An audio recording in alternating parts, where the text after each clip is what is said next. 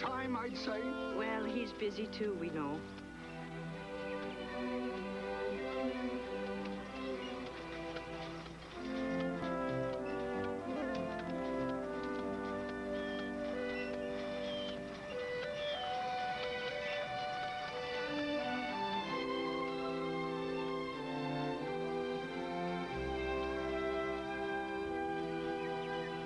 Dear Alexandra, it's hot in the city, and strangely I find my thoughts returning to the years past on the divide. See the paintings? Do they stir you to remember too? The larks, everywhere the larks. The ducks on Evar's pond, and a lonely seagull lost on its way somewhere. And I think I was but 15 that winter day in Hanover, when Emil's kitten got stranded atop the telephone pole, and I was your hero, for a moment at least. Do you remember? Yep.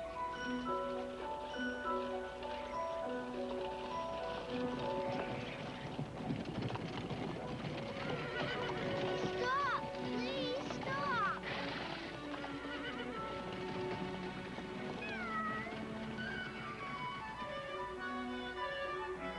You come down here or I'll spank you. No, I won't. Please come down. Emil, you and that kitten, I told you to leave her at home. I was only teaching her how to climb. Well, she certainly learned in a hurry, didn't she? You ask her to come down. I won't spank her. I think she's climbed beyond reach of reason, little brother. Huh? I think I saw the Lindstrom's wagon in town. Now, you wait here. I'll see if I can find Carl. I'm freezing. Well, keep yourself wrapped up, okay? Stamp your feet. Now, you talk to your kitten. Keep her company. Thank you, Carl. Well, Alexandra, and how is your father? The same. It always pleases him when people ask. Thank you, Mrs. Larson. Good day. Carl, Emil's kitten has climbed to the top of a pole with nowhere to go. Haven't we all? Hurry, Carl. It'll freeze. Well, I'll have to go to the depot. I think they have some climbing spikes there.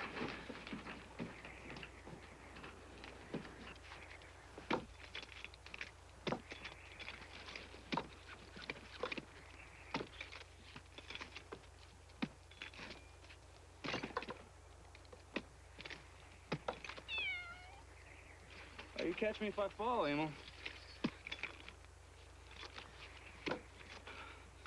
Aren't we a fun pair? You had enough? Me too. Come on.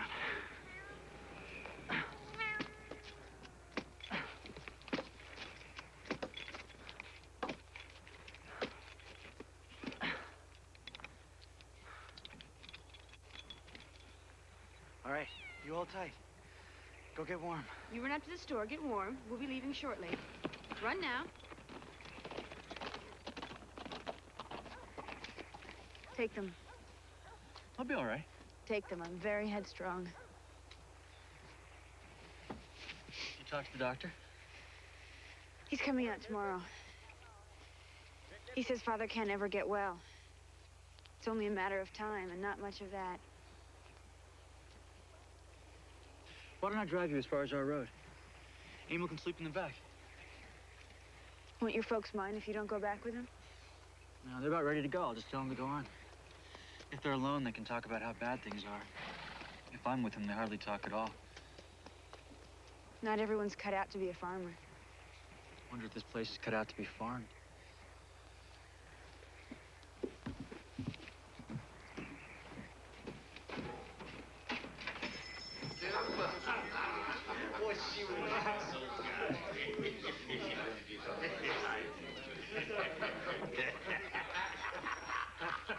Marie, the boys here want you to decide which of them you want for sweetheart. Take mine, Marie. Choose me. Ready? Here's my sweetheart. Alexandra, what do you think of my little niece, eh, Marie? She's pretty, don't you think? Oh, she is, Joe. She's from Omaha, isn't she? Yeah. Bohemian girls are pretty, eh? What you have on the list? Yes. We have to go, Emil. Say goodbye to your new little friend. You can keep it. I've got lots of them. Thank you very much, Marie. Marie Tavesky of Omaha. Who are you? I'm Alexandra Bergson, and this is my youngest brother, Emil. And we both think you're very pretty. Thank you.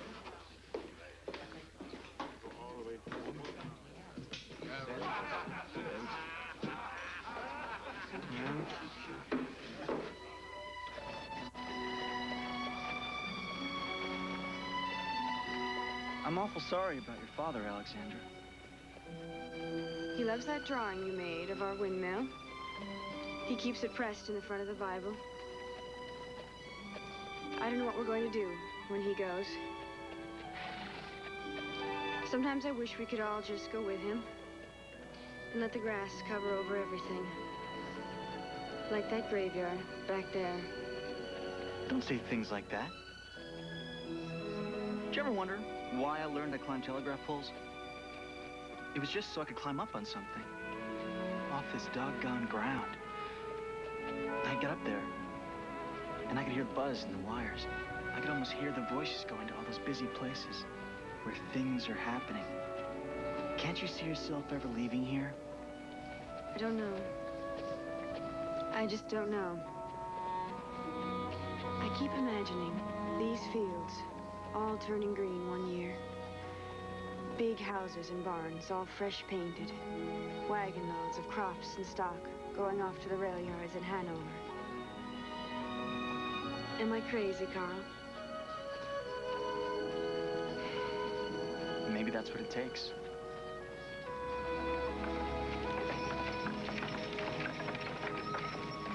Whoa, whoa, whoa! Shall I take you the rest of the way? No, you go on.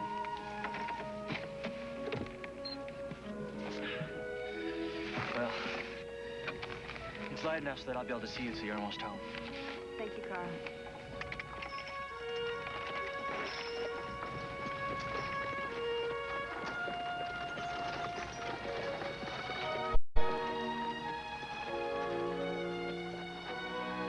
Alexandra, your mittens!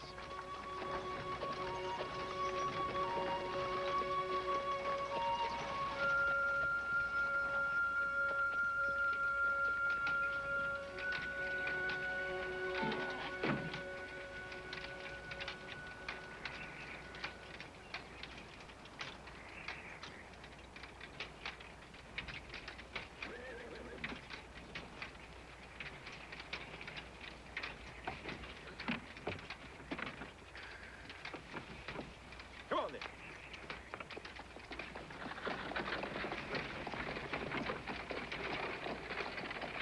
Your father wants to talk to you.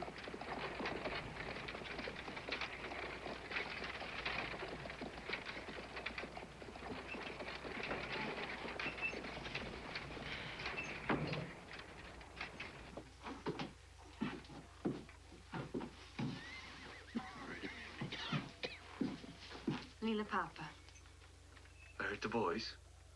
Feeding the horses, shall I call them? No. Come closer.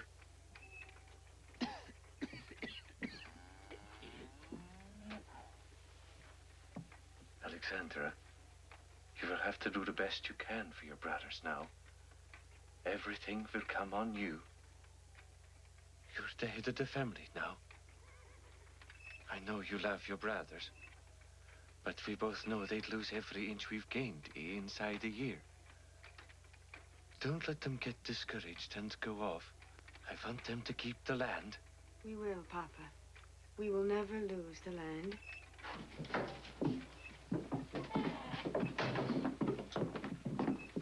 Oscar, I could hear the mare.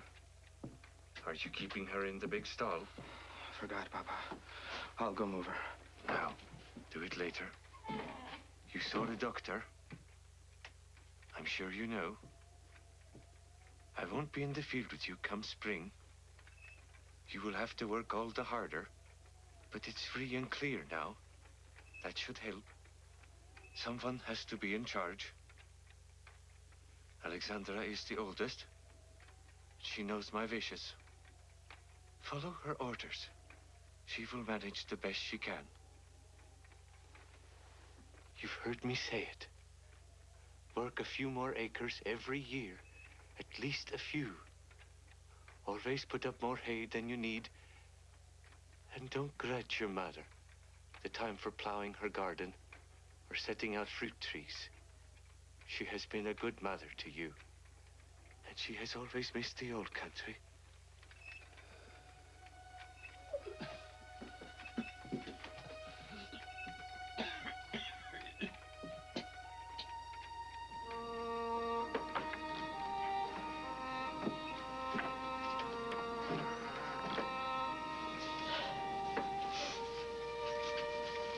I feel he won't last the night. We'll make out, Mother. You're the only one who knows how to make this place run, Alexandra. You suppose this country will ever give in? We must do it for Emil. Do you know the only reason I wanted Emil so late? So I could send a part of myself away from here. Will you see that he breaks free of this place one day? I promise, Mother. I will do the best I can.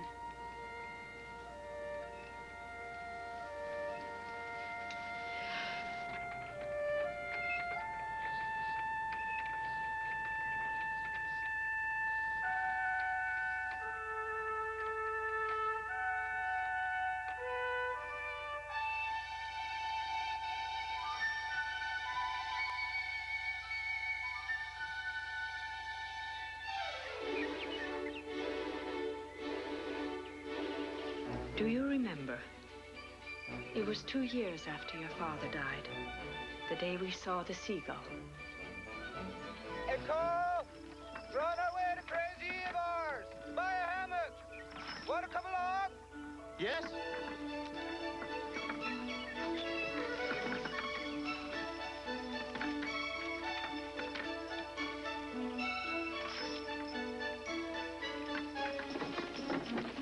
Should you be running on the Sabbath?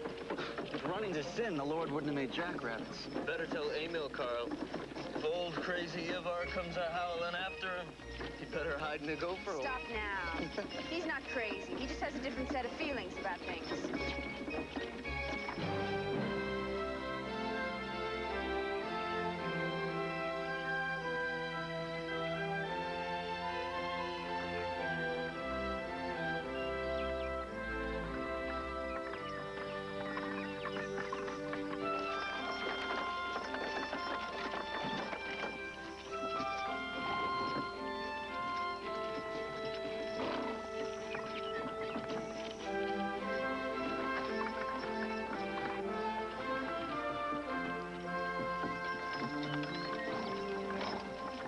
No guns! No guns! I came to look at your hammocks, Ivar. We have no guns. What are the horses, Ivar? Rough road here. Yeah.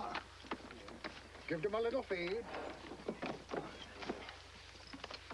This mare's got a cold at home, huh? They're just fine, Ivar. Don't be pretending to find some disease on them now. You're Emil. Be tall as me pretty quick. Didn't you have something you want to ask, Ivar? About ducks. I wanted to ask about ducks. You came on the right day. Today, I know everything about ducks. Come along. When they fly like a V, why do they keep changing places? Oh, well, in the front is the hardest to cut the wind. So they trade places to keep going. In the back, they can rest. Fly for hours by trading off. Ivar, look, a seagull. Yeah. Came in yesterday. Caught between two oceans. She cried all night. Came racing toward the house once, seeing the light. Thought it was a boat, maybe. There she goes. Yeah. She knows she doesn't belong here. Too far away from where she wants to be. There are people like that. Yes, there are. I'll take a look at your hammock, Ivar. But I came today more because I wanted to talk to you. I need some advice. We have a big bunch of hogs. I wouldn't sell in the spring when everyone said I should. Now everybody's losing their hogs, and I'm frightened. What can be done? If a hog could whisper in your ear, you know what she would say? She would say, just because I'm ugly does not mean I like to be filthy. The truth. So, you have a sorghum patch. Mm-hmm. Have the boys fence it off, run them in down to clean ground. Give them shade. Let the boys haul them clean water in barrels and plenty. You know, give them grain, clean feed. They'll stay strong and healthy. Next thing, the hogs will whisper they want to sleep with us. We'll be the laughing stock of the neighbors. Unless people around here are willing to learn a few things, there won't be many neighbors left. There are more moving out every week, and I don't plan to be among them. And I'll take that hammock too, Ivar. I came to make a fair trade. I've been saving one for you. Just for you. He sendeth the springs into the valleys which run among the hills. They give drink to every beast of the field. He's crazy. Not hardly.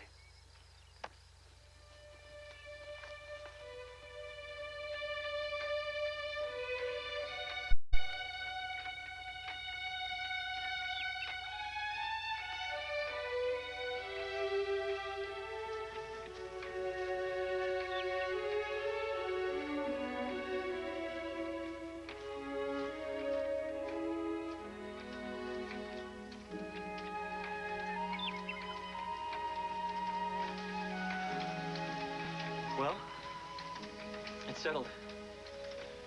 We're really going away. My father was offered his job back at the cigar factory in St. Louis. I'm going to study with a German engraver. Then maybe to Chicago or New York. I'm not sure. Yes, you have to go. You're wasting your life here. But all the same, I can't help feeling scared when I think how I'll miss you. More than you'll ever know. I'll send you pictures of where I am. Will you write to me? As long as I live. I want to do something you'll be proud of. Since you've been here, I've never really been lonely. Now I shall have no one but Emil. But he's my boy.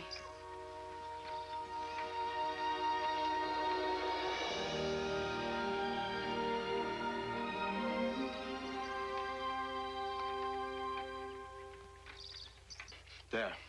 You see? Even Carl's folks know when to quit. Mr. Lindstrom never made out. He admits it. There's something in knowing when to quit. Chris Arnson just traded his half section for a place down by the river. He traded with Charlie Fuller. Is that where you want to go, down on the river? Any place where things will grow. Charlie Fuller has a head on him. He's buying and trading for every acre of land he can get his hands on. He knows what it will be worth someday. What if you're wrong, Alexandra? Just once. We're the ones in the fields from dark to dark. So your minds are made up? Didn't say that. We only said you should think about it. More than just think about it. This highland wasn't never meant to grow nothing on. I'll not go. If you leave, I'll ask a neighbor to take me in. You can't do that, Mama. I can and I will. Why do we live in a log house? Because I wouldn't let us live in a sod one, like some burrowing animals. You think I preserve fruit like a crazy woman because I have time on my hands? I do it so we keep a taste for being civilized. So we don't fall to eating with our hands. It's too late for me to start over. I'll be buried here by Father. I don't want to leave him alone on the prairie for the cattle to run over.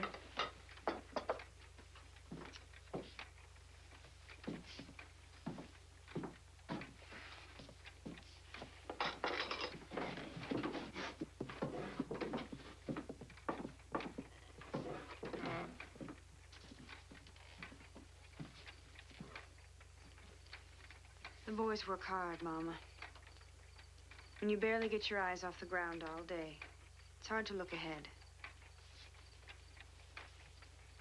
Maybe we're too set against making a change. There's a better chance for us elsewhere. I owe it to all of us to look.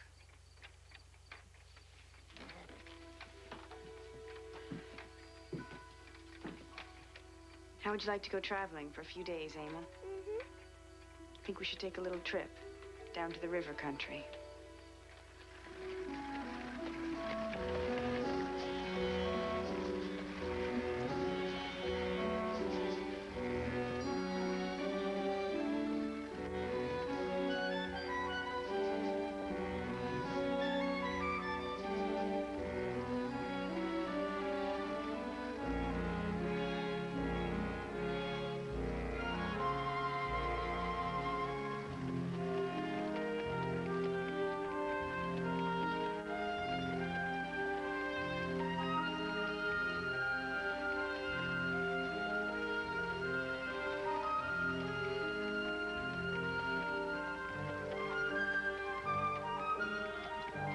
I don't own this, ma'am.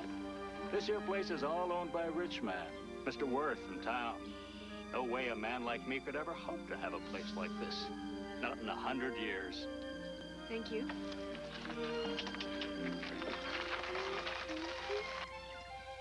It's a new kind of clover I discovered while I was away at school. Here, it's called alfalfa. Nobody around here wants to try it, but I think I'll get half again a tonnage of hay per acre. You've got to do that to make out.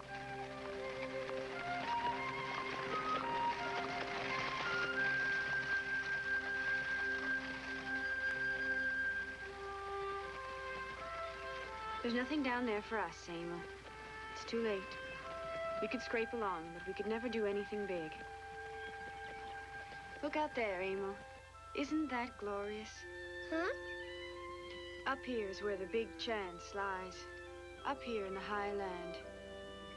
I want to hold on harder than ever, Emil. One day, when you're a man, you'll thank me. You're crying. Why are you crying, Xandra? For the first time, coming back, I feel this is home. Not a strange land anymore. Home.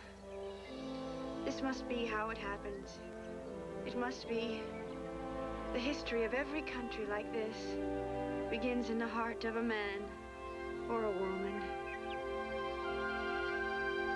I think you're picturing it worse than it is. Well, then you boys should go look for yourselves. The rich men down there own all the best land, and they're buying all they can get for 3 times as much as this. So, what do? Scrape along here till we're old and bent? No, we buy every acre we can till we're old and rich. Now, I figured it out.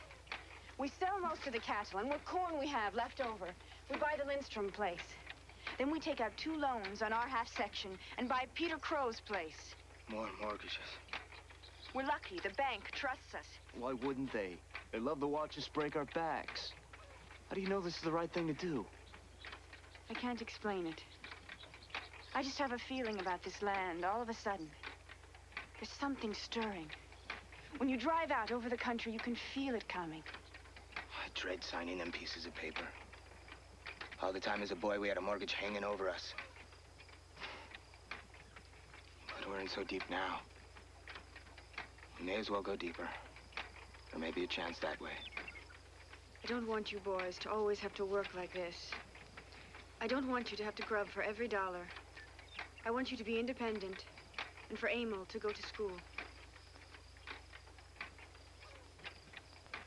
One day, you'll see. This is the right thing to do. Maybe it'll come out right. But signing papers is signing papers. And I know maybe about that.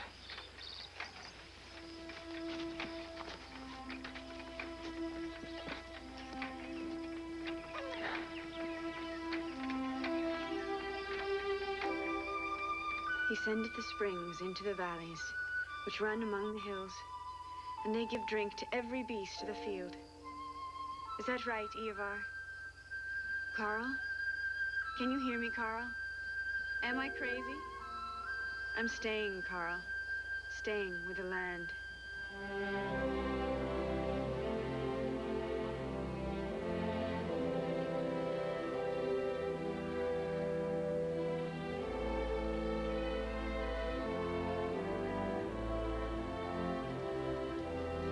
Years. They call me Miss Bergson now, Carl. My dream has come true. What I felt stirring in the long grass was the future. The land has come to life. How I wish you could see it.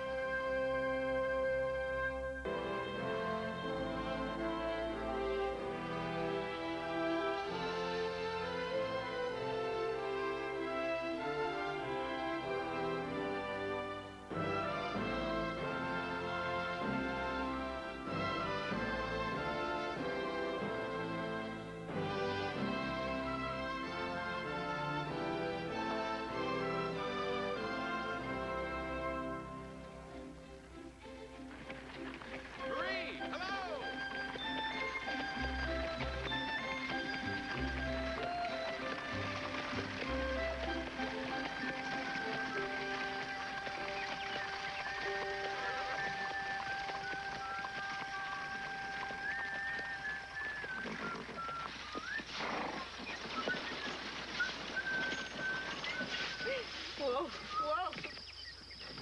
Well, that's not much of a job for a college athlete. What time did you get over here? I've been to town and back. Alexandra lets you sleep late since you've been home. How she spoils you. Why do you turn your eyes away? Look at you. Just like that winter day you came into the store with that little kitten and I gave you a ribbon. Doesn't do any good to look at you. You're never in one spot long enough to identify. And whom might I be addressing? There. It's talk like that that scares the girls, Emil. Stop trying to pair me off with the girls around here, Marie. They're fine for here, but here is not where I plan to be for long. So you have a faraway look for a girl. Oh, I wish I had an athlete to mow my orchard. I get wet to my knees when I go down to pick the fruit. Why don't you ask your husband to cut it? Well, Frank's angry at me. For what? I can't quite remember. I can never remember, and he never forgets. I'll mow it for you. Better wait until after it rains. Will you? Now, there's a good boy. Oh, Emil, aren't you excited about Angelique and Amedee's wedding? Yes. I just wish you weren't acting so foolish about it. Getting married is serious business. I don't know if I can get Frank to the wedding supper and dance. He's so cranky right now. There'll be barrels of beer. If I do, you mustn't dance with me but once or twice. You must dance with all the French girls. Hurts their feelings if you don't. I'll make everyone happy by not dancing with anyone. Why are you so sour today? I'm sorry. Would it offend you if I offered you a ride home? I think I can manage to be pleasant about it. I'll be finished soon. Wait for me.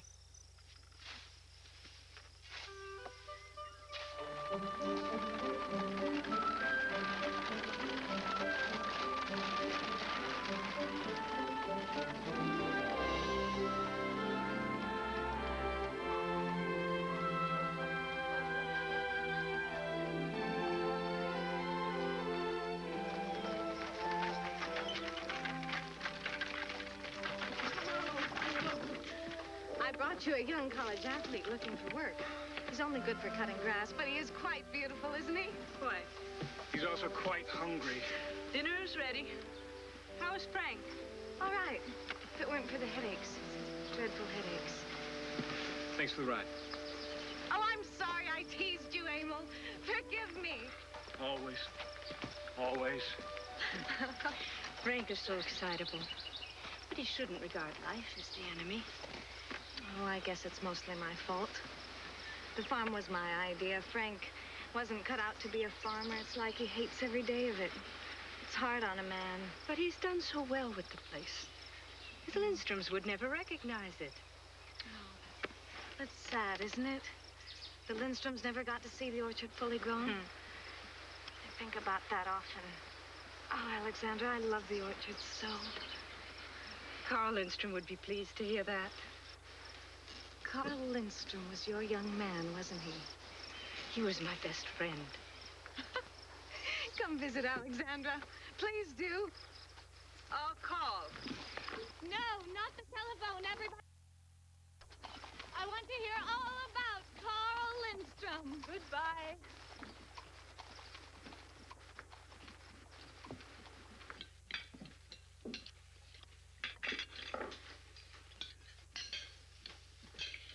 You like the biscuits, Nils? Oh, wonderful. Signa made them. Didn't you, Signa? Yes, Mom. No, the bottoms are a little tough. Is the silo filled, Barney? Not nearly. That newfangled silo of yours will hold a barn full and then some in it. And your brother Lou says he wouldn't have one in his place. Says the feed out of it give the stock bloat. Well, the only way we can find out is to try. Lou and I have different notions, but that's a good thing. If all the members of a family think alike, they'll never get anywhere. Lou can learn from my mistakes, and I can learn from his. Isn't that fair, Barney? Not by half. You make so many more mistakes than you that you're bound to run a surplus, right, boys? And Lou keeps telling me that you play your hands too much. And I tell him my men have plowed a mile of furrow before his have gotten the horses out of the barn. Do you hear that, boys? Back to work. Come on. Emil, come have a look. We're giving you full credit for the silo, you know. Just in case it doesn't work, right? Can't fool a college man now, can I?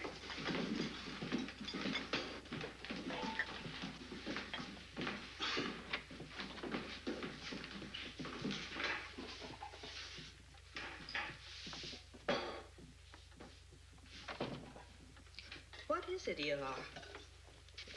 Mistress, there's been talk about me lately. What kind of talk? About sending me to the asylum. Nobody has come to me with such talk. You know I would never consent to such a thing. They say you cannot prevent it if the folk complain of me, if your brothers complain to the authorities. I'm still running my own house. So long as I'm suited with you, there's nothing to be said. You know that my spells come from God. I would not harm any living creature. Let people go on talking as they like. We will go on living as we think best. They want everyone to fit in now. They don't like anyone to be different. At home, in the old country, there were many like me who'd been touched by God, who'd seen things in the graveyard at night and were different afterward. Here, the man is different. They put him in the asylum. People are afraid of what they don't understand. Why, likely as not, they'll talk of sending me to the asylum for building a silo. And then I'll take you with me, because I couldn't do without you. You've been my right hand for 12 years, Eva. Lou and Oscar are coming for dinner on Sunday. I'll speak to them and put an end to this foolishness.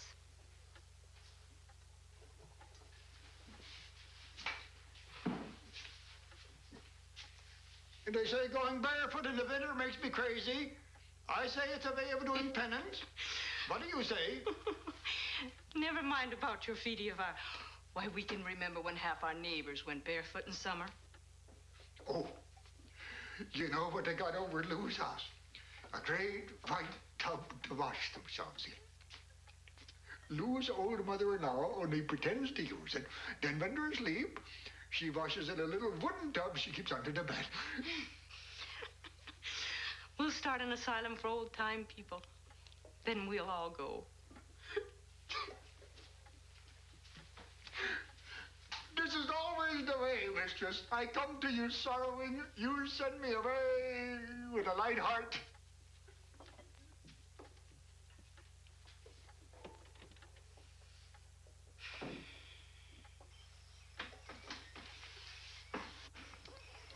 Before you boys go today, what's this I hear about Ivar? It's Lou who got the information.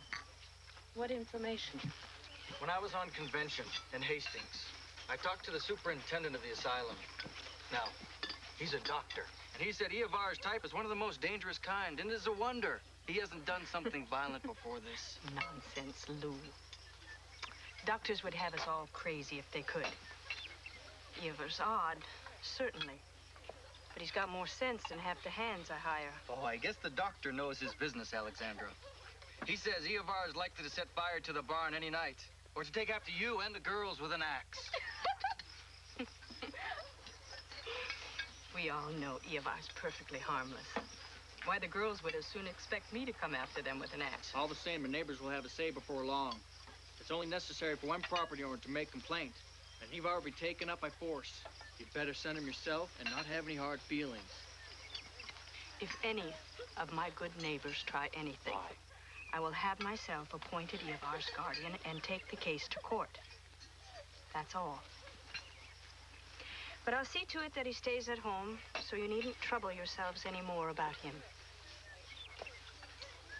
Lou, I wanted to ask about your new bathtub. How does it work? Oh, it works something grand. I can't keep him out of it. He washes himself all over 3 times a week now.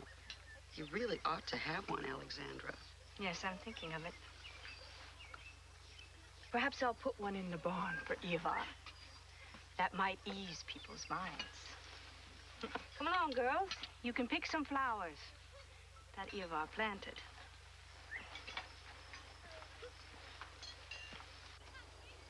Millie, pick some of those beautiful blue flowers.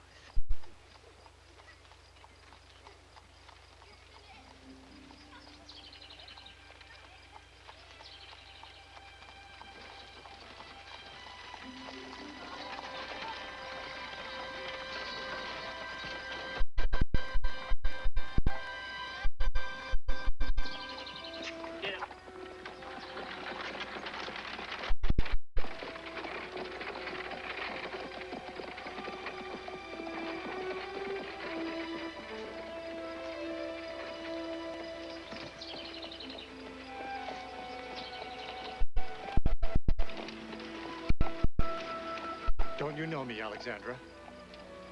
I would have known you anywhere. Oh, can it be Carl Lindstrom? Oh, Carl, it is. Millie, run to your father and Uncle Oscar. Our old friend Carl Lindstrom is here. Be quick. Carl, I can't believe this. I couldn't go through this country without stopping off to see you. How little you've changed. Oh. I was sure it would be like that. How fine you are. Oh, but you, Carl, with that beard, how could I have known you? You went away a boy. Oh, let me. Sorry, I don't know how to behave. I only have women come visit me. Where's your trunk? I left it in Hanover. I'm on my way to the coast. I can only stay for a few days. A few days? After all this time, you won't get away so easily. You owe me a long visit for old time's sake. But why must you go to the coast? I'm on my way to Alaska. Alaska? Oh, to paint the Indians. Paint? No, I'm not a painter. I'm an engraver. Oh, but on my wall, I have all your paintings. Oh, watercolor sketches. I sent them to remind you of me. Anyway, I have a friend who has a claim up there. He's asked me to go in with him. Maybe I can make my fortune. Boys, look who's here. Our old Carl. Hello, Carl. Oscar. Carl. Lou. Ain't you one for surprises? I'm glad to see you. Annie. Girls are yours, I can tell. Carl Lindstrom. My, I never expected to see you again. Carl is on his way to Alaska. Got business there? Yes, I'm going to get rich. Engraving's a very interesting profession, but a man never makes much money at it. So I'm going to try the gold fields. I've told Ivar to bring the carriage around. Take the girls and get your things now. Yeah, you boys put the cherries in the carriage. Get along now. Our motor isn't going anywhere right now. Going to be staying with us sometime? A few days, if Alexandra can keep me. You fellas back in New York must be a tame lot. Now, Lou. You have all the power and money back there, but you're gonna hear from the West one of these days. If you had a few of us back there, we'd march down to Wall Street and we'd blow it up. Waste of powder, Lou. Same business would just go on another street. You fellas out here shouldn't worry. Morgan himself couldn't touch you. Only have to drive through this country today to see you're all rich as barons. We have a good deal more to say than when we were poor. Those that ran off should see it now, eh? Come along, girls. Now be careful, Stella. That's too heavy for you to carry. Annie, let me help you with those. Oh, thank you very much. You haven't met my daughters, have you? Millicent, see. What do you suppose he wants? I'd to pay us a visit. I've been begging him to come for years. Funny how he waited until you were well fixed and needing nothing before he showed his face again. He's mining for gold, all right. And I don't think it's in Alaska.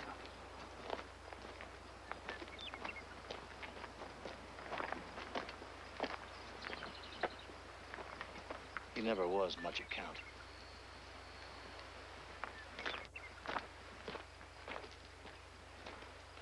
Boys, all ready? Y'all ready back there? Huh? Y'all ready back there?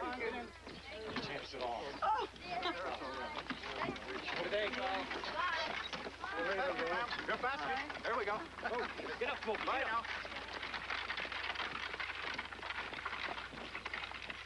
Eovar. You don't remember me. The young man who wanted to know about the seagulls who visited my pond. I've often felt like that seagull, Eovar. Never really sure where home is. Well, you'll know. You'll know. When the feeling strikes that you've been there before.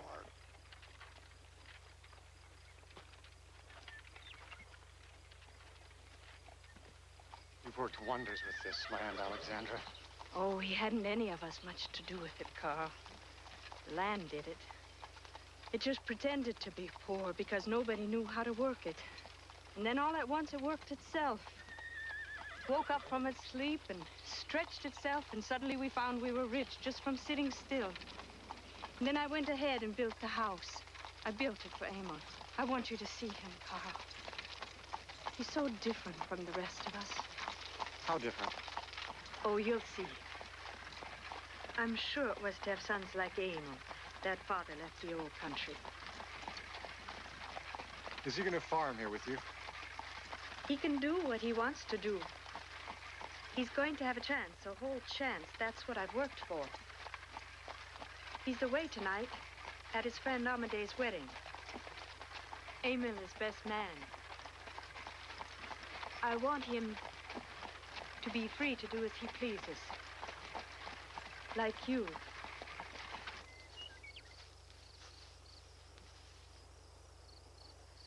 I sometimes think about Mother and Father and all those who are gone. We can remember when this graveyard was wild prairie. And now the old story's begun to write itself over. I've often thought there are really only 2 or 3 human stories. They just go on repeating themselves as fiercely as if they'd never happened before. Each generation so certain they're the very first. Like the larks out here. They all sing the same 5 notes that larks have been singing for thousands of years. I'll listen to him. He's sure he's the first. Our old place. I forgot who you sold it to. Oh, Marie Tversky from Omaha and her husband Frank. Oh, yes. The little doll in the red dress. She ran away from the convent when she was 18, got married. Foolish child. She came out here with her husband who had nothing. Her father wanted to buy them a place and set them up. I sold them your farm. I'll take you over there. I suppose I should see the old place, but I dread it. Took a lot of courage to come at all, Alexandra. I wouldn't have if I hadn't wanted to see you very, very much. Why are you so dissatisfied with yourself? How direct you always are. Well, you see, measured by your standards here, I'm a failure. I've enjoyed many things, but I've got nothing to show for it all. Oh, but you show for it yourself, Carl. I would rather have had your freedom than my land. And I would rather have Emil grow up like that than like his brothers. I felt that as soon as you came. You know, being here with you, I feel almost as if I'd never left.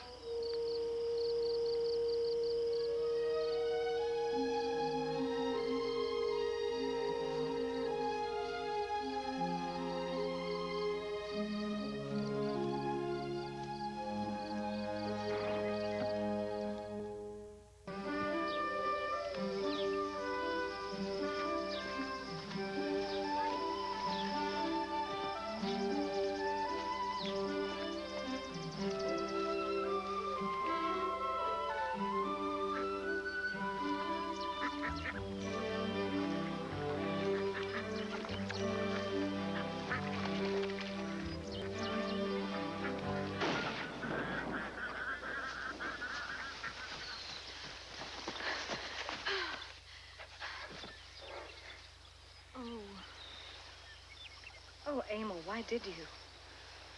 Well, I like that. You asked me to come yourself, Marie. I know. I didn't think. They were having such a good time, and now we've spoiled it all for them. I'm not going hunting with you anymore. You're as bad as Eovar. Don't be cross, Emil. Eovar's right about wild things. They're much too happy to kill. We won't do that anymore. Right. I'm sorry I made you feel bad. I wish I knew sometimes what it takes to please you, Marie.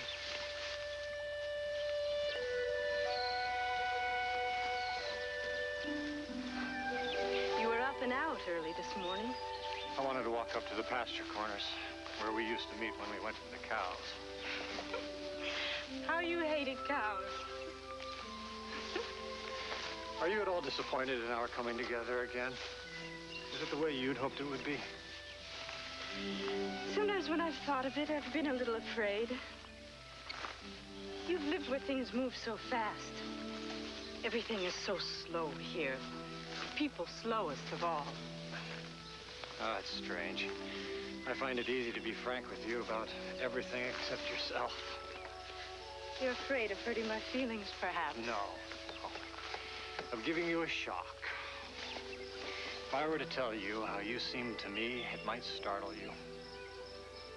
But you must know that you astonish me. I felt you were pleased with me. Oh, did you?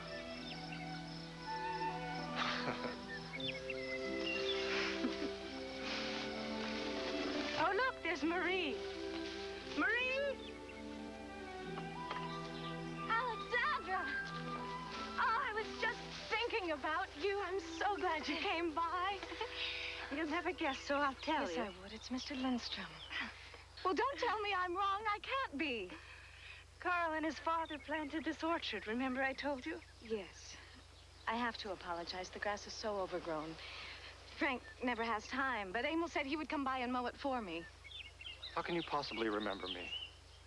I remember you drew some little birds and flowers for me on a piece of wrapping paper once. Some of us ain't got time for birds and flowers and wrapping paper. Frank, I want you to meet Carl Lindstrom. His family own this farm. Yeah, well, if he comes right back, he come on a good day. Mrs. Hilly's hogs in my wheat again. I'm gonna take that woman to court, I swear I am. Mrs. Hiller only has her lame son to help her. She does the best she can.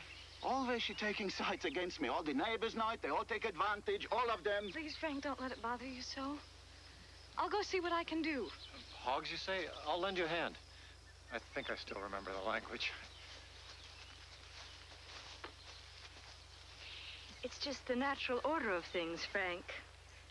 Hogs always want what's on the other side of a fence. No. She'd rather not be around me anyway. You can see that. Oh, you can't believe that. Sitting here hour by hour, dreaming. Not about me, you can bet. But Maria's always had a fanciful mind. It's what makes her such a delight. People count you a very lucky man, Frank. They're laughing at me behind my back. They know I don't belong here. But you're getting on so well now. Why, even Carl said how nice the farm looks. Every day is a struggle. It's a torture to wake up every morning. It'll get easier, Frank. You'll see. I shouldn't have married her. Just a young thing. Too young for me, that's for sure. She brought me to this place, and now she turns against me. She loved me once. She hides from me. She hides what's here in her heart. We are like strangers living here.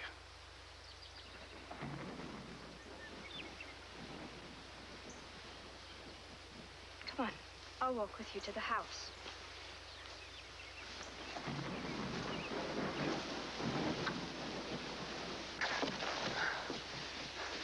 I got back just in time. Topsy knew it was coming. She ran like the wind. Did you ride over to see the newlyweds? Yes. Angelique seemed to be busy getting Amadeus supper, so I didn't bother them. We walked over to Marie's. She said you promised to mow the orchard for her. After this rain would be a good time. She has a husband to mow her orchard. Frank? You know how that goes. Yes, I know how that goes.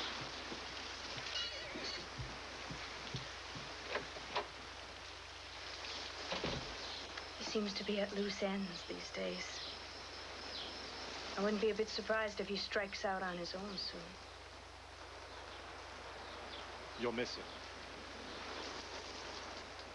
Oh, yes, I will. But it'll be exciting to see him spread his wings. Stake out a piece of the world for himself. Don't you think? There, that's the look. How can you be forever 19?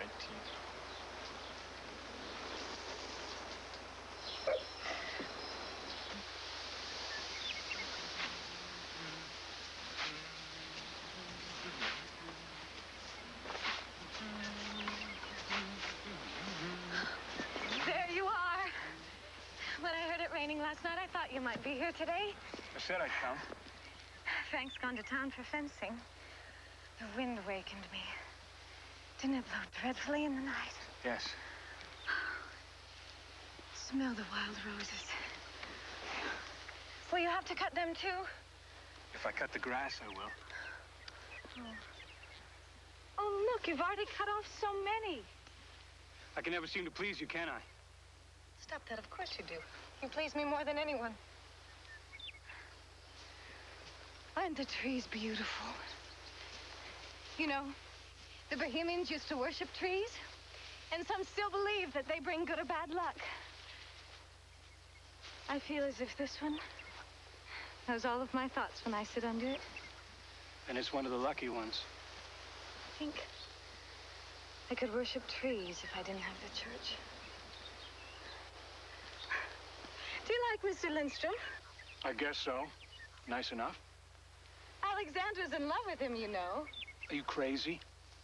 Alexandra's never been in love. She wouldn't know how to go about it. You'd be surprised. It would serve you all right if she walked away with him. That's how much you know about love. How dare you say that? Well, don't you hurt me. How can you keep rattling on like we're still children? We're not children anymore. Sometimes you look at me, and I think you know. And then you pretend you don't, and you treat me like a little boy again. I can show you I'm not a little boy any longer, Marie. Emil, don't. If I understand, then all of our good times are over. Good times aren't enough anymore. Anyway, there's nothing to understand that won't last. It will all go away, and things will be just as they used to. They won't. We've played all the games over and over and over. There's only one thing left for us.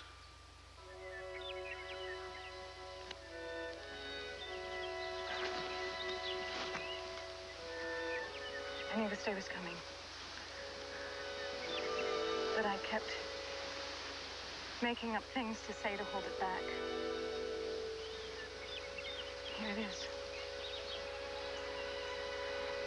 Why did this have to happen? Don't you see what you've done to us? Oh, Amy. All of our good times are over.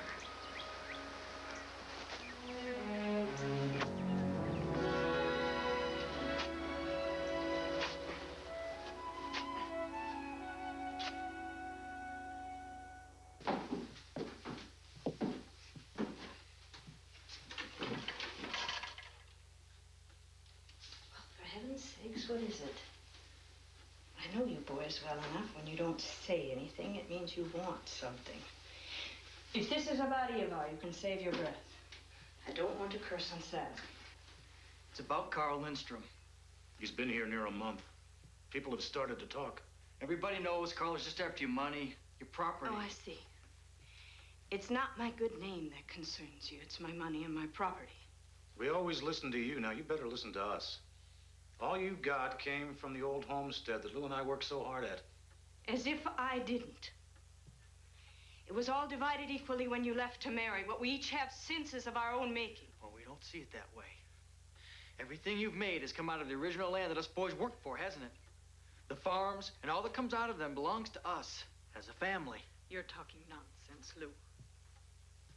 Go to the county clerk.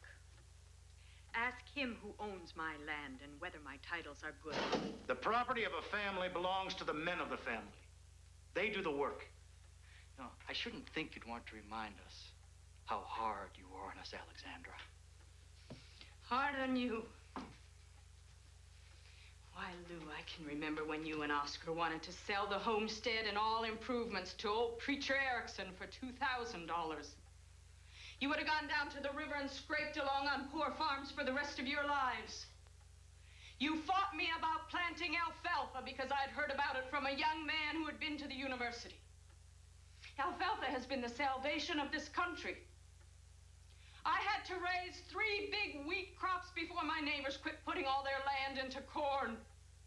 Why, Lou, you cried when we planted the first wheat.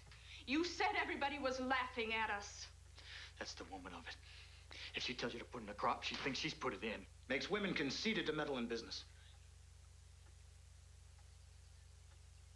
Everybody's laughing to see you get taken in. And at your age, too. You aren't fooling anyone. Everyone knows Carl's almost 5 years younger than you. What a laugh. Why, you are near 40 years old, Alexandra. You wouldn't know what to do with a man. That concerns only Carl and me. Not you. Not anyone else. You ask your lawyers what your rights are. The only authority you will ever exert over me anymore will be just what the law allows. I think I would have rather not lived to find out what I have today. Get up!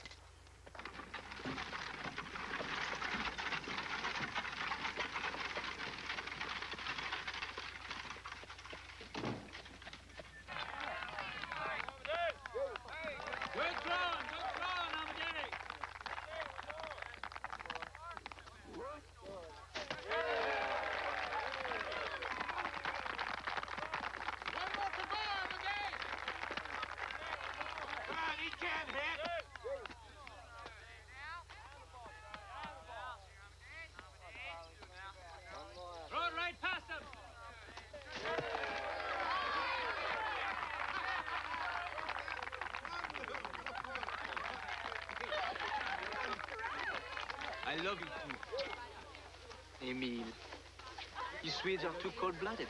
You need a French girl to warm your blood. There, huh? Take your pick. Come on, Amadee, cut it out. Monique. Give you fine sons and great pastries. Or how about Babette? You won't freeze in winter with her around, huh? I said stop it. Is that all you think about? No, you've made your choice. Now leave me alone to make mine. Sorry, huh? I was only kidding. Don't be a cross rough. I was just joking, Emile. Come back. Emile! Emile! Come back! I was just joking. I don't understand.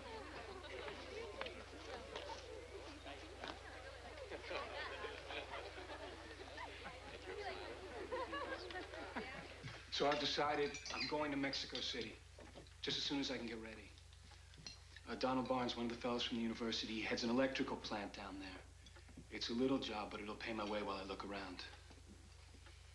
What's the matter? I thought you wanted me to strike out on my own. Oh, I do, Emil. It's just I seem to be losing my whole family in the same day. I had a terrible argument with your brothers over Carl. And now you're leaving. Over Carl? They're afraid I'm going to marry him. What nonsense. It's just like... Why nonsense, Emil? Well, you've never thought of such a thing, have you? You oughtn't take things for granted. I've had a pretty lonely life. Beside Marie, Carl is the only friend I've ever had. Well, you should do just as you wish. I think Carl's a fine fellow. The boys are suspicious of him because he's intelligent. Carl's a sensible fellow. He won't mind them. Marie said it would serve us all right if you walked off with him. Did she? Bless her heart. Well, that's what she said. Ask her.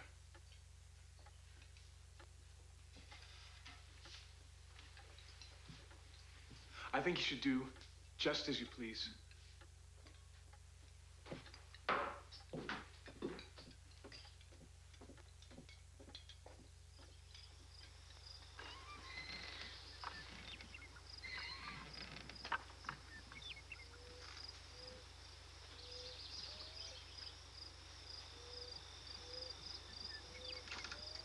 You've seen Lou and Oscar, haven't you? Yes. And now you're going away? It's not because of them. Honestly. I can't stay. If I don't do this one important thing on my own, I'd never make a good husband.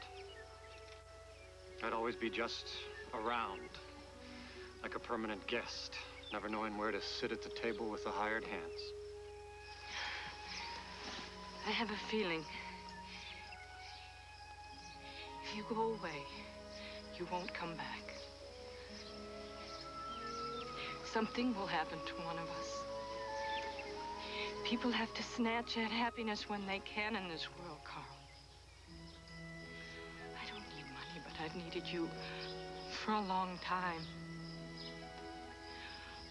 What I have is yours if you care enough about me to take it. To take what you'd give me, I'd either have to be a very large man or a very small one, and I'm only in the middle class. This is a great gamble for me, Alexandra. Can't you see?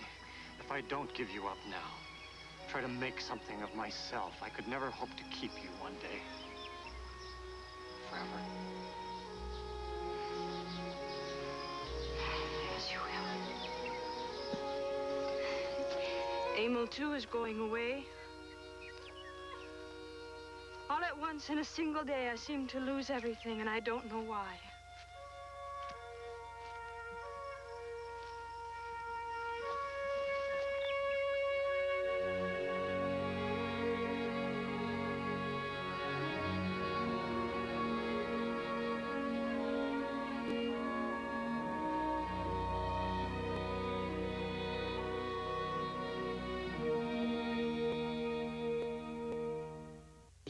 Are almost too much for the eye to take in.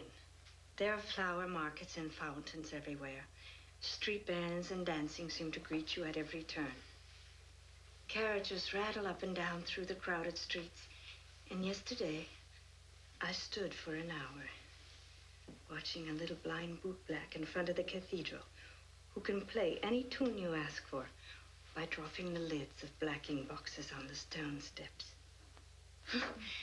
Can you imagine that? Yes. I can imagine it all. And Emil getting brown as a native. Mr. Lindstrom could paint pictures of it all if he were down there, couldn't he? Oh, yes, I suppose he could. You're so strong, Alexandra. You're not teased by romantic notions running around in your head. A handsome stranger you saw only for a second, maybe. Daydreams of chance encounters that could change the rest of your life. Oh, you'd be surprised, Marie.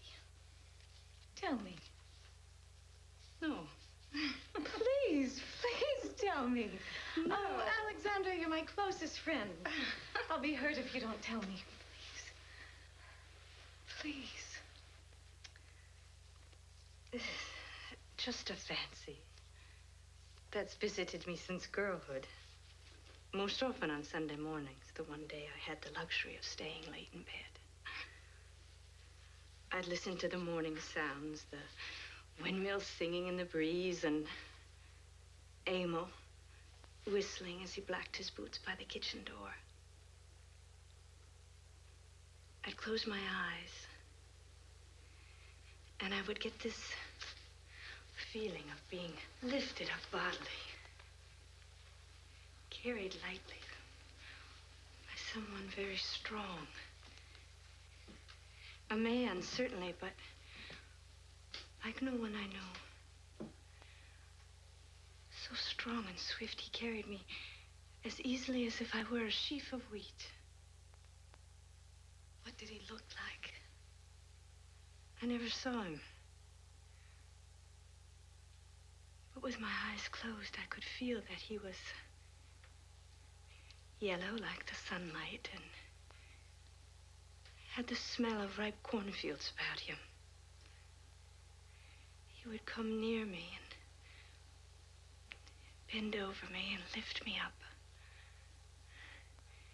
And I could feel myself being whisked out across the fields.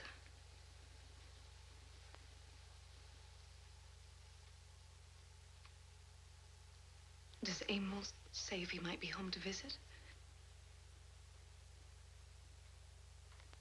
Yes, in June. So long. Well, he'll be in time for the church fair. Maybe he'll bring that Mexican costume with him. All the girls in booths will be wearing costumes.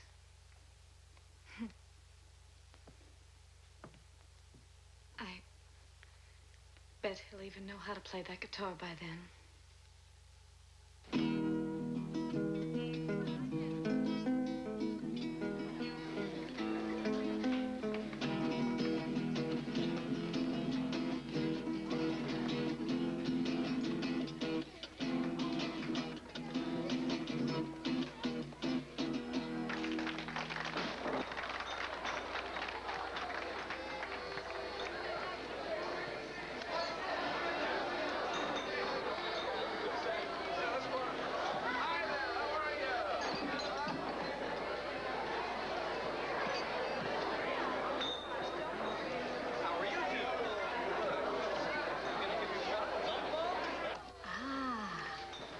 I see a long voyage across the sea. A mission of great importance. Oh, that's wonderful. Anything else? You will be seasick for 7 days and 7 nights.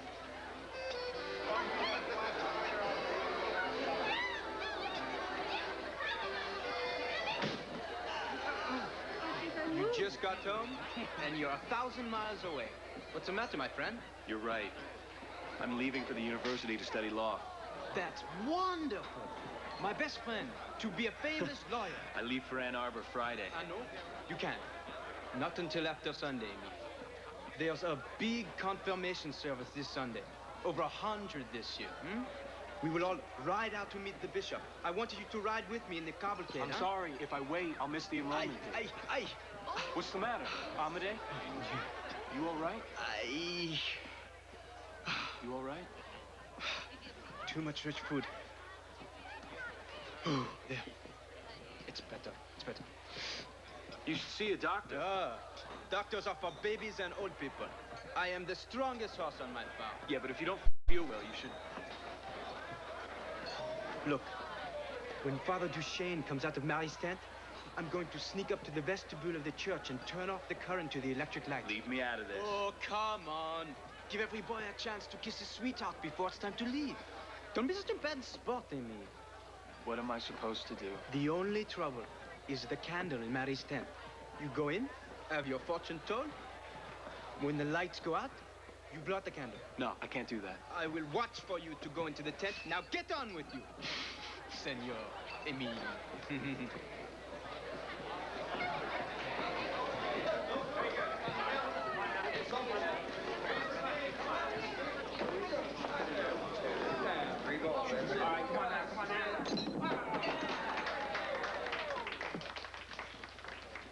Do you think you could tell my fortune?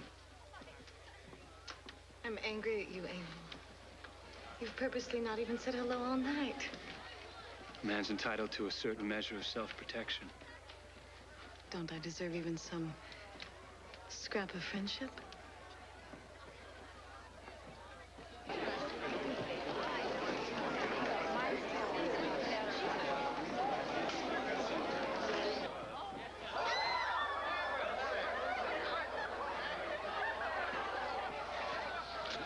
No, Marie, on my honor, say you love me. Just say it. I'll go away forever. I will. Just once say you love me. It'll last me all my life. How could I help it? Didn't you know?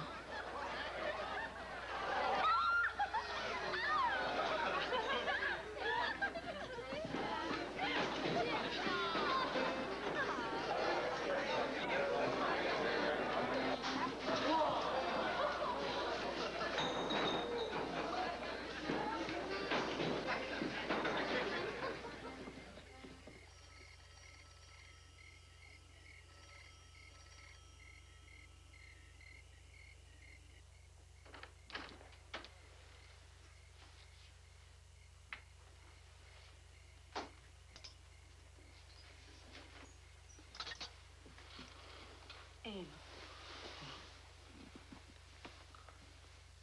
Emil, it's Amadei. He's had an attack. Appendicitis. They took him to St. Agnes. But it was too late. Amadei is dead.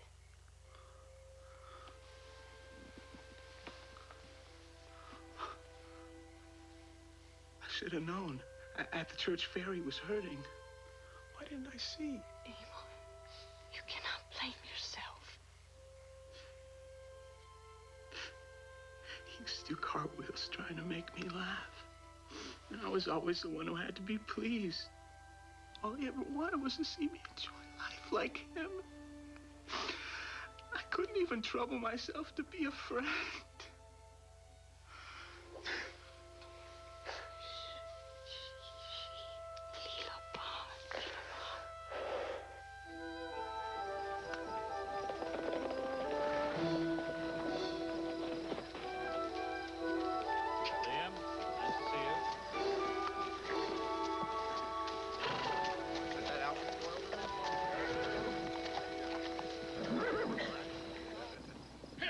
Time will the bishop arrive at the crossroads?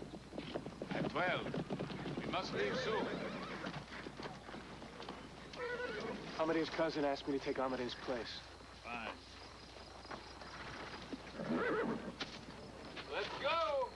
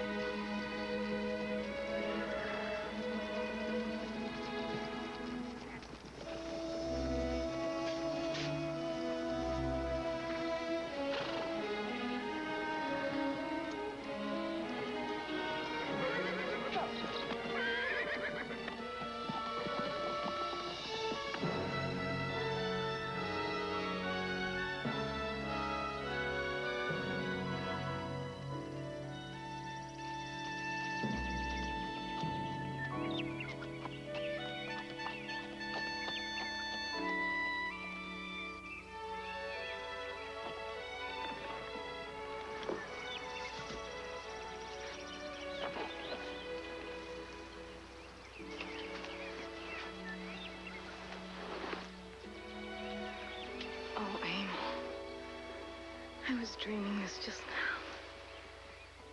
Don't take my dream away.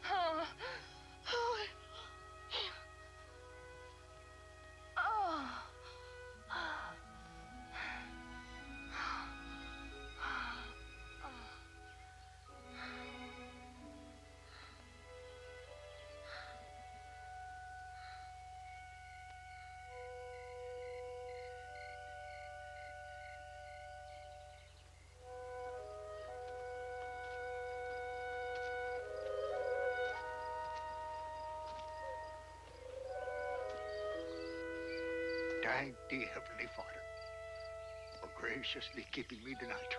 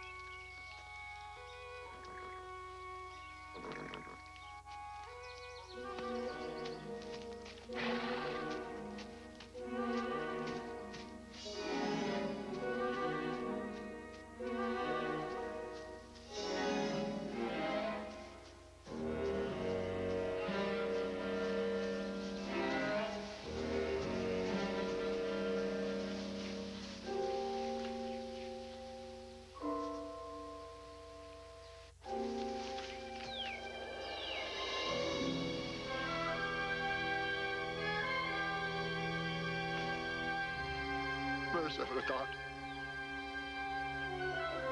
Merciful God.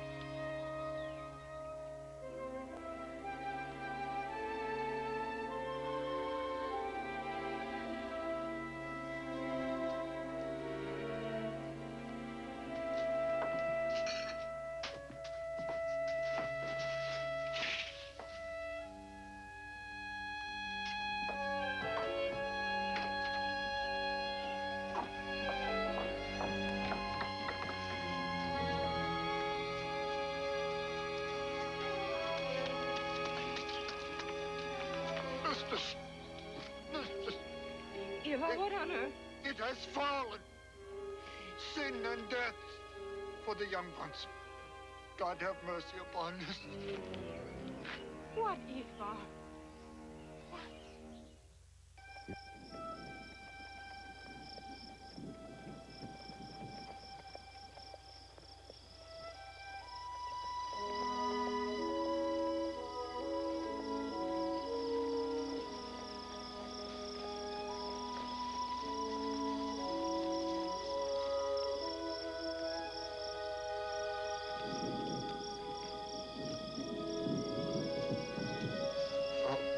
Oh, I'm glad you've come.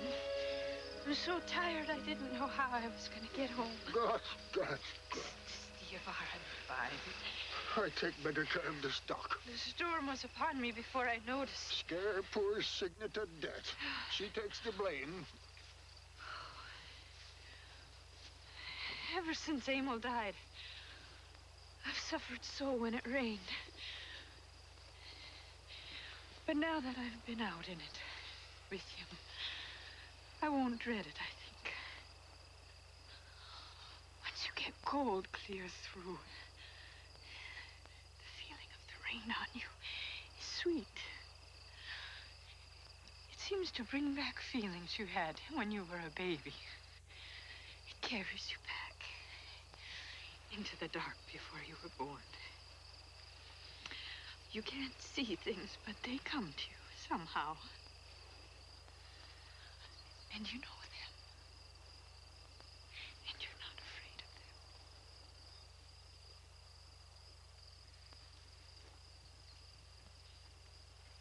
them. Like Emil being in there.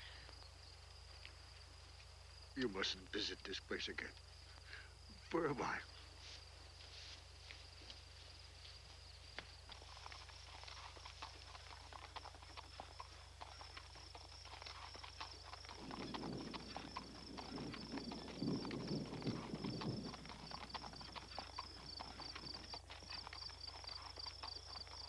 We have 2 calves due tonight. Doesn't seem to matter anymore.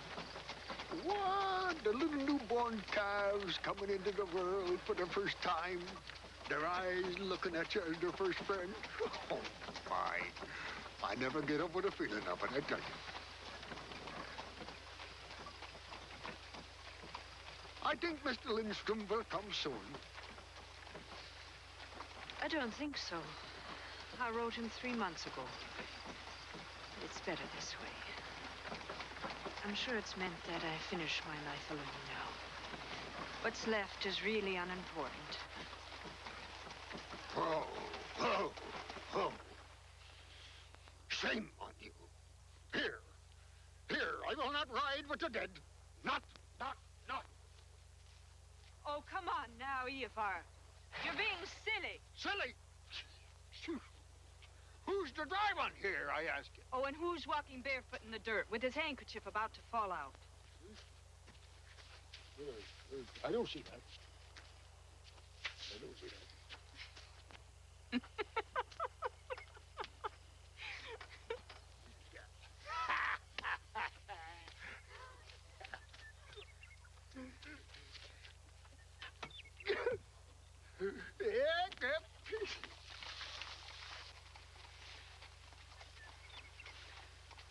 I think I should go to the prison in Lincoln and visit Frank Shabata. I think somebody should. He's not got a friend. 10 years he's going to spend there. I don't think he knew what he did. Maybe I'm as much to blame. How many times did I go out of my way to put Abel and Marie together? Blame keeps wounds open, Miss Alexander. Only forgiveness heals. You'll wake me tonight if the cabs come. Yeah.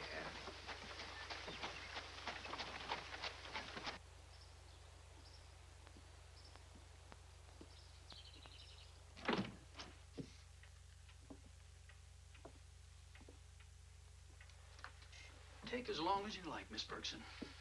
Just call the guard when you're ready.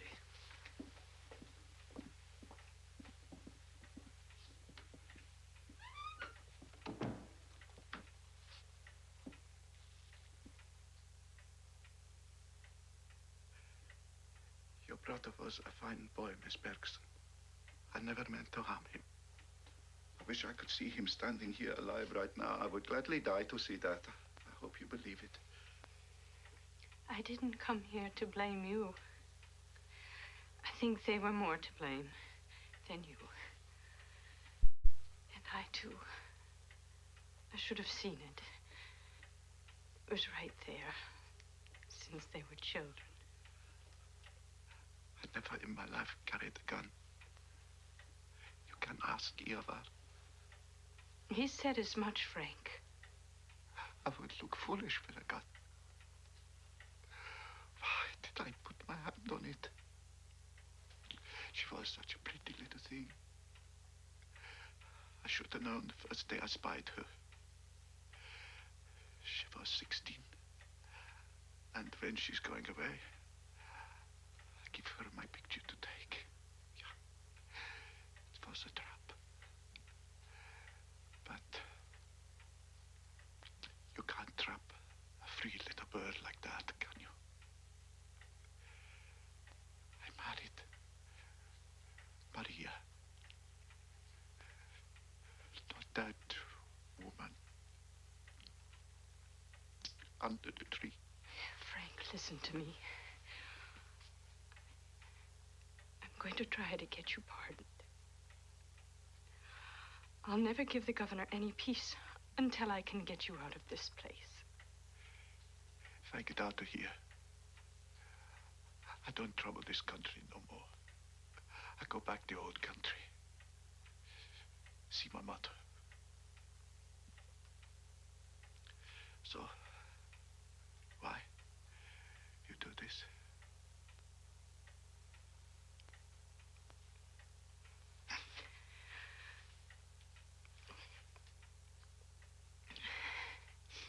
I can't help Emil now. So I'm going to do what I can to help you. I came here on purpose to tell you this. Alessandra. I always liked that boy.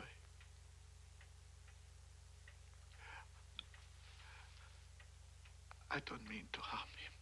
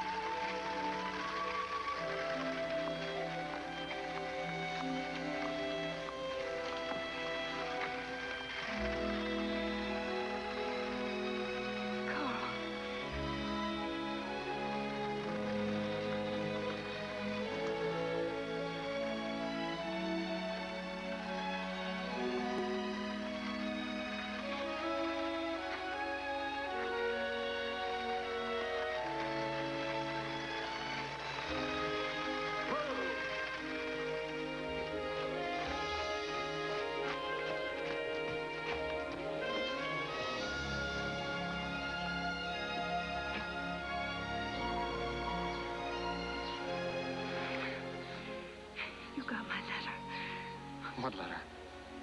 I ran onto the news in an old San Francisco paper. I've been on the run to you ever since. I'm so glad. I'm so glad. Oh, so am I. So am I.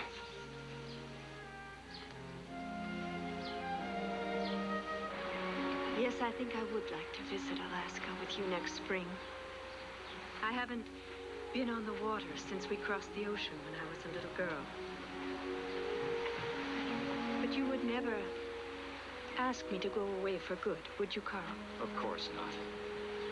I think I know how you feel about this country as well as you do yourself. Yes, I still feel that way, though Emil is gone. When I was on the train this morning, when we got near Hanover, I felt just like that time I drove back with Emil from the river. I was glad to come back to it. There's a great peace here, Carl. And freedom. You belong to the land. Now more than ever. Oscar and Lou are so worried I won't will this land to their children. Might as well try and will them the sunset. We come and go, but the land is always here. And the people who love it and understand it are the people who own it. For a little while. Do you think you can feel at home here now? When I saw you coming up the road this morning, I rediscovered something I knew when I was 15. I'm at home whenever I'm beside you.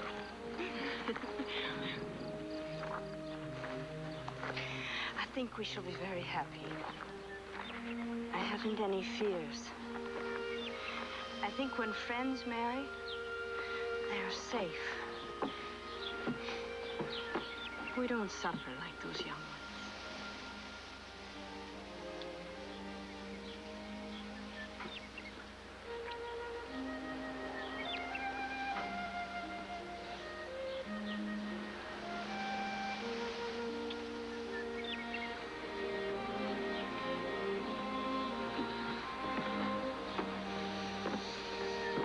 I'm tired. I've been very lonely, Carl.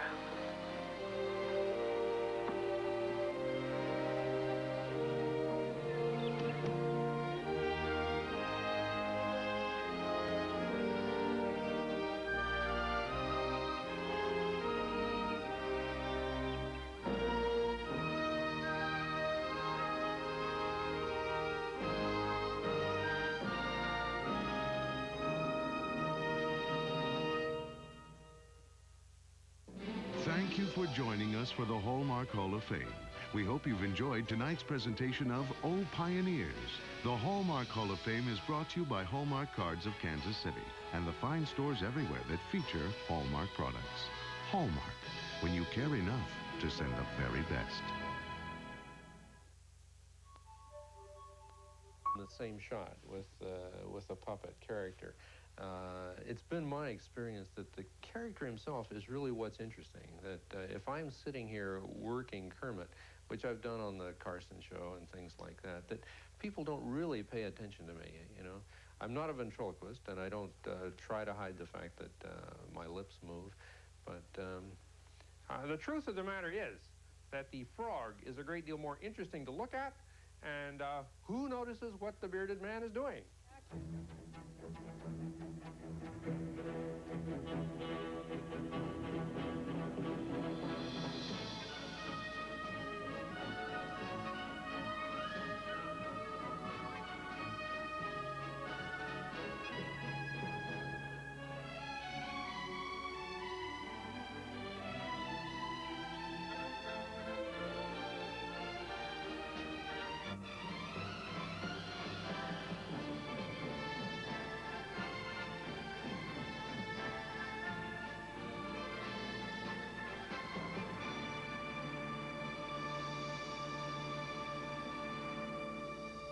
Magic of what television was is what first made me want to work in television, and puppetry was just a way of getting a job on a television station. And because I heard of a TV station that was looking for a puppeteer, I was in high school at the time, and television was in its early days, so I made a couple of puppets and auditioned and got a job. And that's kind of how it all started. Sam and Friends. Brought to you by SK. The platter they're playing on this TV show seems to have gotten stuck. Maybe if I just hit the television like...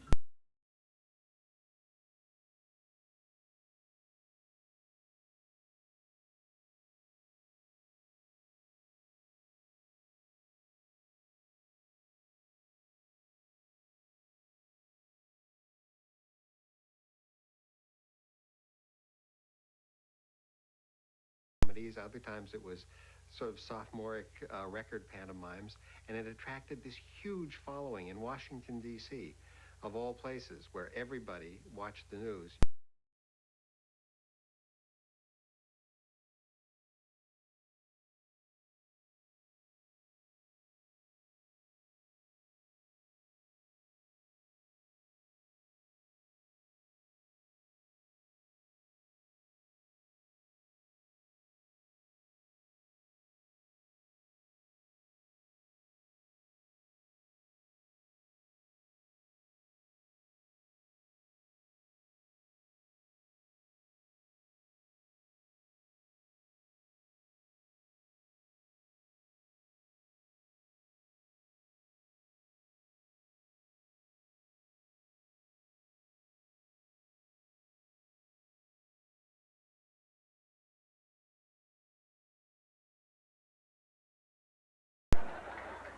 I think Jim's enthusiasm about things like that, trying new things, was very contagious all the time, and it really energized people. So that if he came into a control room or a studio and had ideas of wanting to do things, he had a very gentle, quiet way of going about it, but at the same time, he intrigued people. He'd say, can we do this? Could we do that? And everybody go, oh, let's do that. You know, and it became, let's play with the medium. 5. Hey, what are you doing? Oh, I'm taking a course in visual thinking. It teaches you how to visualize your thoughts. Watch. Cue. See that? Man, you're just a beginner. I'm an old hand at this stuff. Watch. Hey, a real watch. With moving parts, no less. Here was something very original. It was basically akin to someone putting their hand in a sock and putting a couple of eyes and making a mouth. And out of this simple form emerged these characters, of course, with the man behind them's a personality, a kind of sly humor, and something just connected or gelled or snapped that captured the imagination. One of the things Jim did in that amazing career was to really just remake puppetry.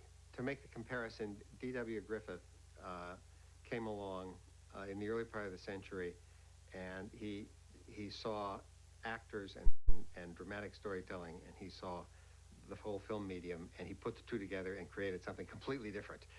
And nobody had ever made that same transition with puppet theater.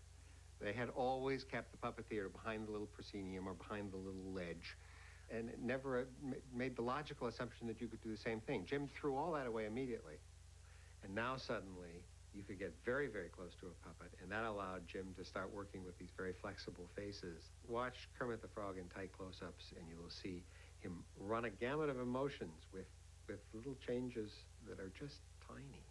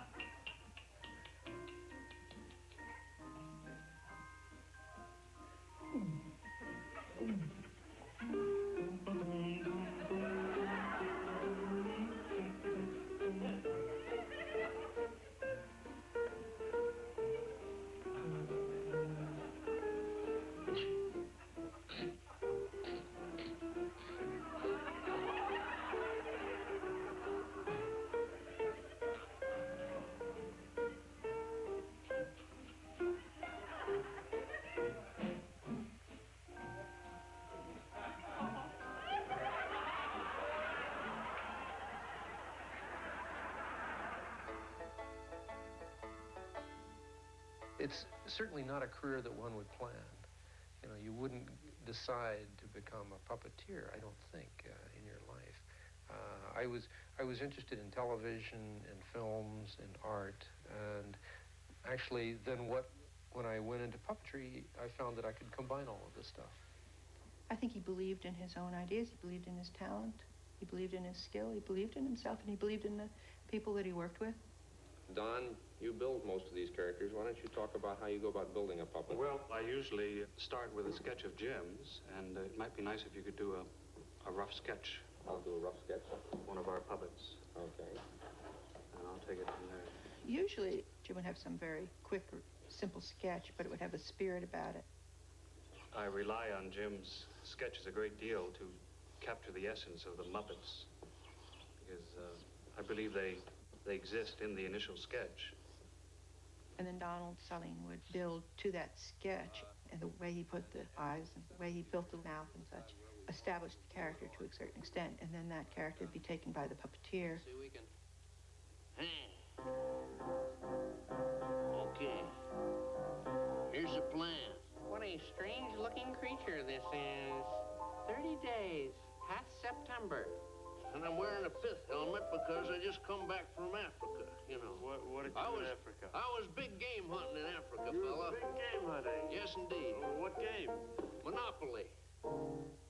He was extraordinary leader because he was so quiet. I remember the first time I came to New York. I grew up in an emotional household. My mother Flemish, my father Dutch, and on the table, instead of pass the butter, it'd be pass the butter. You know, that's what I grew up with. Pass the butter. And I went to New York, and Jerry Jewell and Jim picked me up in the station wagon, and Jim was driving right here, and I was right next to him, and Jim was talking like this. Immediately, Jim and Frank started performing very well together. The first thing that Frank did was to play the extra hand of Ralph, who then had a weekly spot on Jimmy Dean's show. I remember every show, we'd be up there with and rehearsing and rehearsing and rehearsing, and Jim had a good training period. Jim was not free spirit. Not that he was rebellious, it's just that he couldn't contain this energy of wanting to do something new and refresh himself. But he heard it from them, and he took it because he knew it was these were old guard comedy writers who knew how to deliver punchlines. Left cross, right cross, left cross, right cross, left cross, right cross, left cross, right cross. And if he hits me, blue cross, red cross. Now, wait. Come here. Look, I'm going to help you. Wait, open wide. Open wide. Let's see. There. Now. Hey, what happened to the popsicle? Now, open wide. Ha, ha, ha, ha, ha, ha, ha. Hey, Doc, there's a hole in your headlight. Now, get out of here.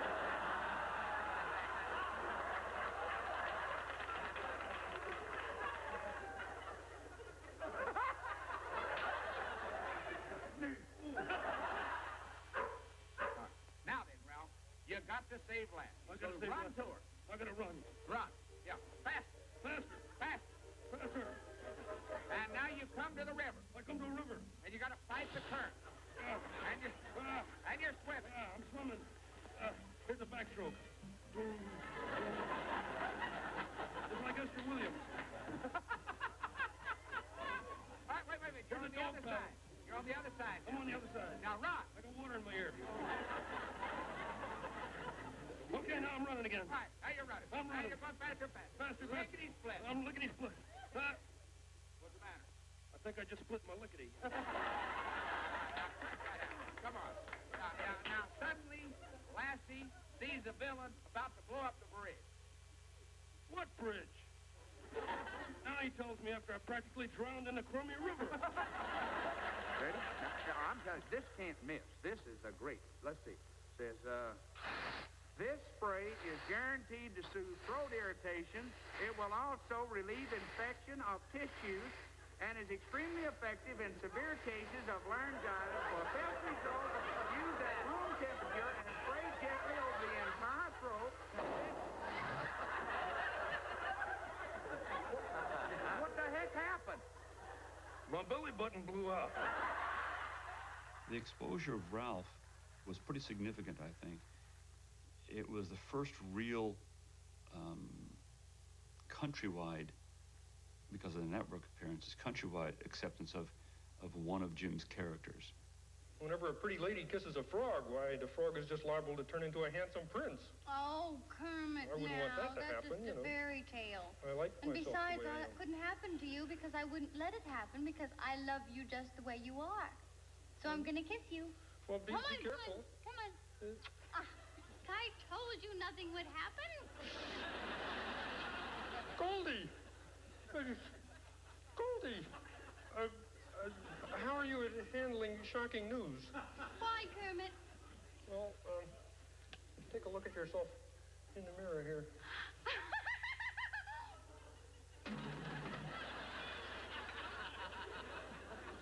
Not too good at handling shocking news. So here they are now, the Muppets.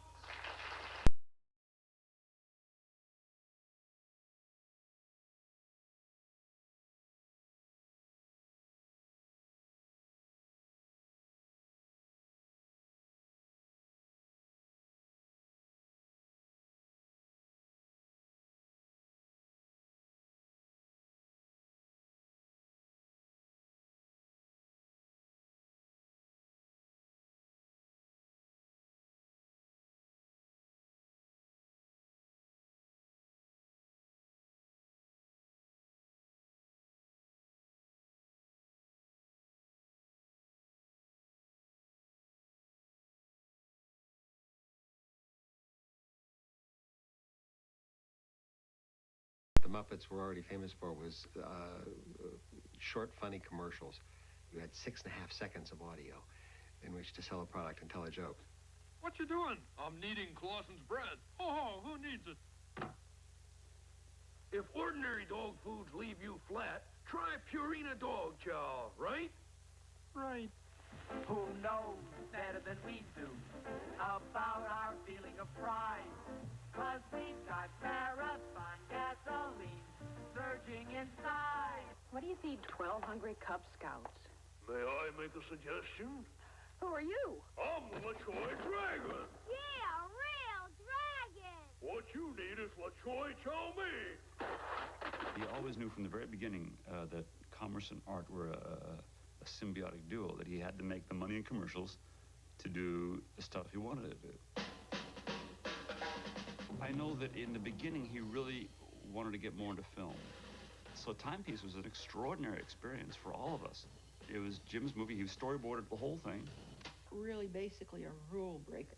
He was not a rebel, but he always saw the rules and the systems and everything else that was being handed out as being, you know, a little questionable and a little absurd. And like, oh, really? That's how it is?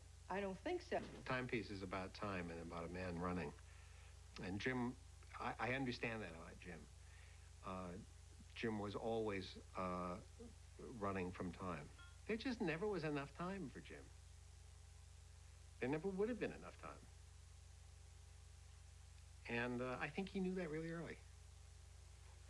And I think Timepiece is about that.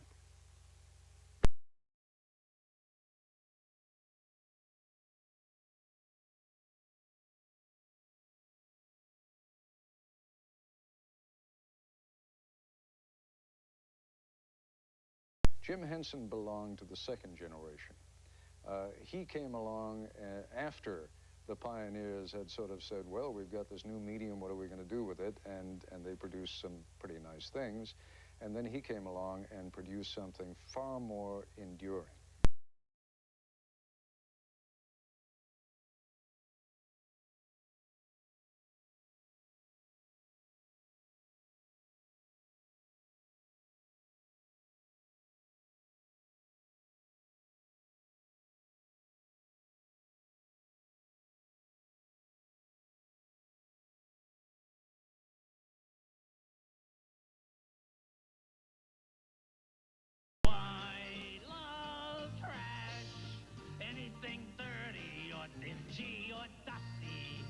I'm fuzzy and blue. You see, I'm fuzzy and blue. Yay me, I'm happy to be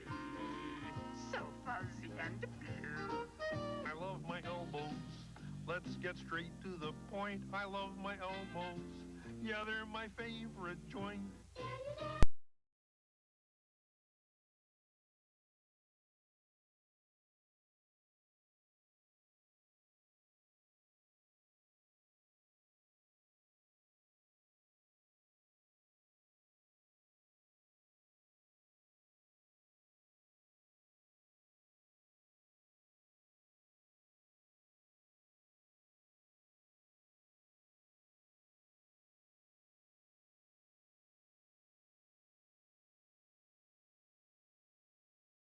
And use some of the techniques that have been created for commercials and for television and apply them to this preschool, to the preschool kid. 1, 2,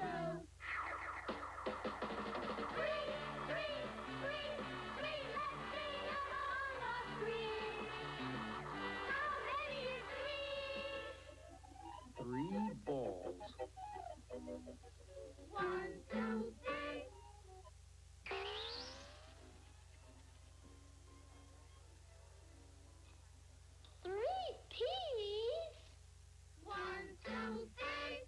We had a number of meetings and seminars about what we would be doing with this television show, and one of the thoughts would be to create a character that the child could live through. Hey, Crystal, let's teach everybody the difference between big and little. Let's see. I'll be little and you be big, okay? Who's bigger? Me? Well, let me look. No, I'm afraid I'm still biggest. Do you have any ideas? I got I do. What? I'll be little and you'll be big. Ah! Jim had always thought of doing a puppet, a big bird puppet like this. We had talked about it before Sesame Street just as an abstract concept, and here was the perfect opportunity. So Jim did a sketch of how the bird would look and how the puppeteer inside would be working with no vision at all. And the way that worked is to put on the chest of the puppeteer inside the bird a little television monitor, just, yay big, so that the puppeteer has his hand in the head of the bird. He's watching himself on television, and he is talking into the wireless microphone. And it was Jim's design, top to bottom. Big Bird, in theory, is himself the child, and we wanted to make this great, big, silly, awkward creature that would make the same kind of dumb mistakes that kids make. Abkadabky Jekyllmanopquerstewrixes is the most remarkable word I've ever seen. Abkadabky Jekyllmanopquerstewrixes. I wish I knew exactly what I mean. Do you like to count? Yeah. Me too. I'm good at counting too. Do you suppose we could count together? Yeah. Okay. I'll go first and you go second, okay? Okay. I'll do the first one and then you. I go first. Oh, you want to go first? Second. Okay, you go first. 12. 12. 13. 13. 14. 14. 15. What's after 15? After 15 comes 16. Oh, God, that's 16. It's not unlike the way a parent, no matter what you do as a parent, anytime you're sort of talking with your kids, you're really teaching them, all the time you're talking, you're conveying your feelings about life, and that's really that kind of thing that we're trying to do. And listen, we thought we would talk to you a little bit about the concept of being next to, you see? Now then, right there, you see, Charla is next to Fanny, right? Because they're right close together, you see? So they are next to each other. Now, Kermit the Frog is next to Charla. I know that. Ooh, What's that? Oh, that's good. I love hugs. Now, could you do one more thing for me? What I really love in the world is scratching my tummy. Would you scratch my tummy? Oh, this is so good! Scratch a little higher. This is... Oh, you made the monster very happy. And there was something so to the heart Something so simple you were astonished that it could be so simple and funny. The language could be so clear and disciplined. And he was a very disciplined artist. So what moved and what was said was thought about. If it was funny, it was by no accident. Is this microphone on? Oh, hi all, this is Kermit the Frog of Sesame Street News. And today I am standing at the base of the tower where the Princess Rapunzel is being held prisoner by the Wicked Witch. Bernice, your move. You're teaching a pigeon to play checkers? Mm-hmm. Why, that's amazing. That's the most incredible thing I've ever heard of. Oh, Ernie, it's no big deal. No big deal? Why a pigeon that can play checkers, that must be the smartest pigeon in the whole world. Well, she's really not that smart, Ernie. Not that smart, Bert? How can you say that? Well, in the 10 games we've played, she's only beaten me twice. So much of what we're doing in terms of humor is interpersonal. It's two different personality types clashing with each other. And this happens at every age. I love Sesame Street to this day. And I think that's one of the wonderful things about the program. It is accessible to children, but adults can watch it also without upchucking into the kitchen sink. Excuse me, Mr. Hoots, I hate to bug a busy bird, but I want to learn the sax, and I need a helpful word. I always get a silly squeak when I play the blues. To keep you cool, I'll teach you how to blow the sax.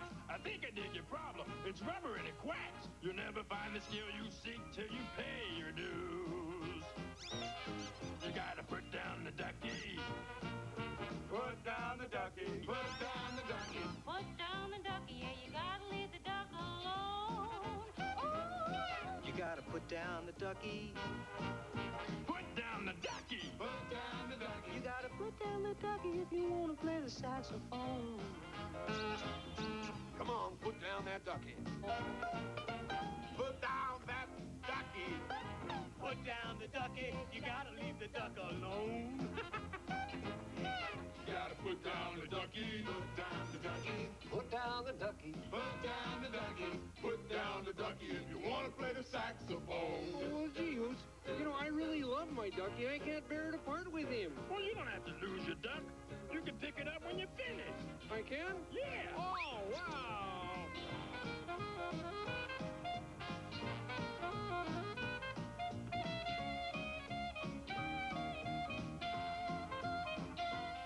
The success of the show was a surprise to all of us, to a certain degree. We knew we had something, but we had no idea how big it was going to be.